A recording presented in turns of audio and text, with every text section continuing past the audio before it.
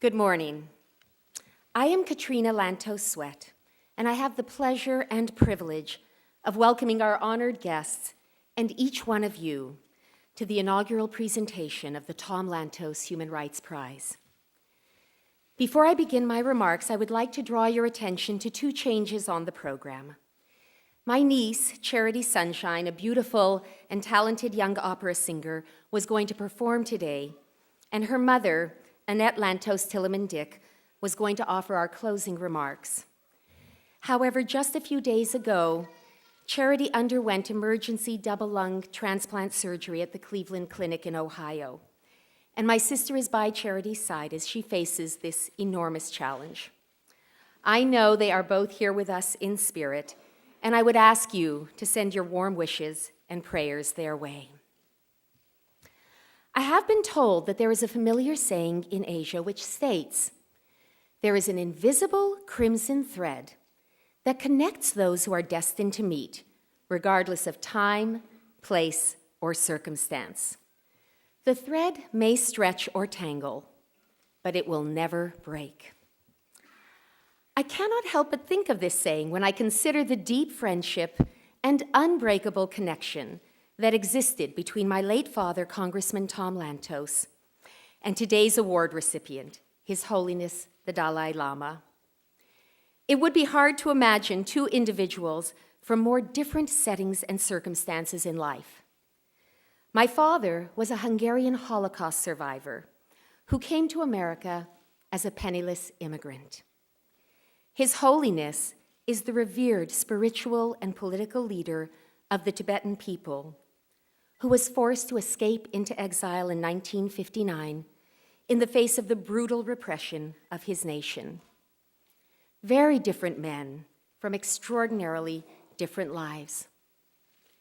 But what brought them together, the invisible crimson thread, if you will, which made their friendship as inevitable as it was unbreakable, was their deeply shared commitment to universal human rights. It is to advance the noble cause of human rights that the Lantos Foundation was established. Our mission is to strengthen and uphold the role of human rights in American foreign policy. Sometimes, admittedly, this is easier said than done, because standing up for those whose rights are being trampled usually offends the tramplers. On the night of his historic and inspiring election, President Obama spoke of the trajectory of history, saying, "The arc of history is long, but it bends towards justice." These hopeful words should remind us that we cannot simply stand by and wait for the arc to bend. We have a duty to use our power and influence to hasten its trajectory. That is what His Holiness, with his profound message of peace, justice, and reconciliation, has done his entire life. And that is why the Lantos Foundation is so honored to be presenting this inaugural award to him today.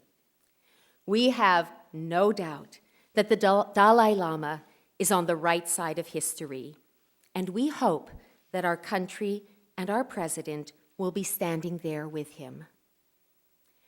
His Holiness often refers to himself as a simple Buddhist monk. My father, perhaps with a bit of humor and a little less sincerity, used to sometimes refer to himself as a simple Hungarian peasant. Neither description seems quite adequate when we consider the lives and accomplishments of these two honorable men, and yet maybe it is not so far off the mark. The belief which inspires both of their lives is a simple one, that we are indeed our brother's keepers, every one of us and every one of them. I would like to close my remarks by quoting from the prayer that Eleanor Roosevelt, a great woman and one of the architects of the Universal Declaration of Human Rights, is said to have prayed nightly. "Our Father, make us sure of the good we cannot see, and of the hidden good in the world. Open our eyes and our hearts to the loveliness men hide from us, because we do not try to understand them. Show us a vision of a world made new. Thank you very much.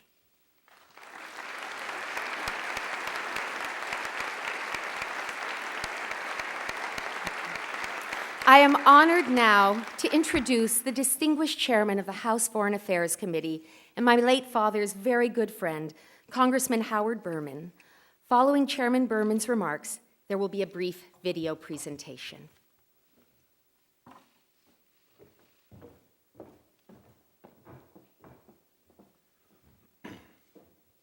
Thank you, Katrina, and Your Holiness, Madam Speaker, Senator McCain, Annette, and all the distinguished guests here today.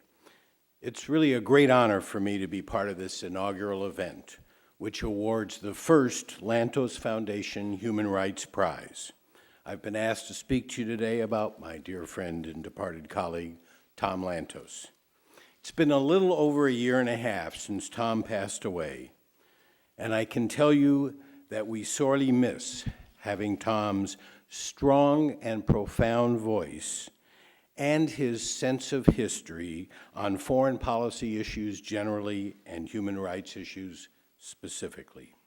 The steadfast work he undertook during his time here and the foundation he laid on these issues ensures that his efforts will endure, both through the foundation and through the Tom Lantos Human Rights Commission in the Congress.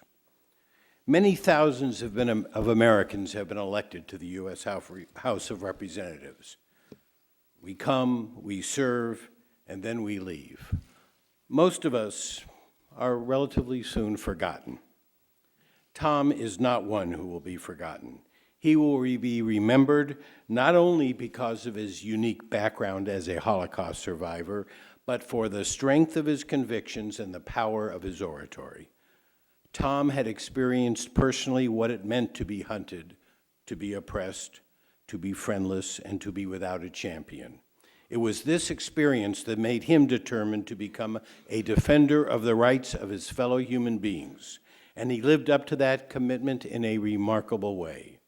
Tom came to this country in 1947, as Katrina mentioned, as a penniless immigrant, and that's not an exaggeration. Like so many others, he realized that the United States was a place with wide open doors of opportunity. Tom walked through those doors with gratitude and enthusiasm.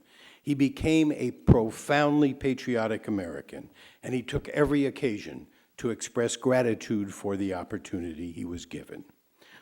When he announced that he would not run for re-election due to the cancer that ultimately took his life, Tom said, "It is only in the United States that a penniless survivor of the Holocaust and a fighter in the anti-Nazi underground could have received an education, raised a family, and had the privilege of serving the last 3 decades of his life as a member of the Congress. I will never be able to express fully my profoundly felt gratitude to this great country." Congressman Lantos was the co-founder and co-chairman of the Congressional Human Rights Caucus for over 2 decades. Under his leadership and with the incredible help of his dear wife, Annette, the caucus was in the forefront of efforts to protect the rights of children and women, to free political prisoners, to halt ethnic cleansing, and to preserve religious freedom. With the strong support of Speaker Pelosi, the able leadership of Congressman McGovern and Wolf, the Human Rights Caucus has been reestablished as the Tom Lantos Human Rights Commission has been instituted as a permanent part of the Congress. So the vital work he started will go on. We all miss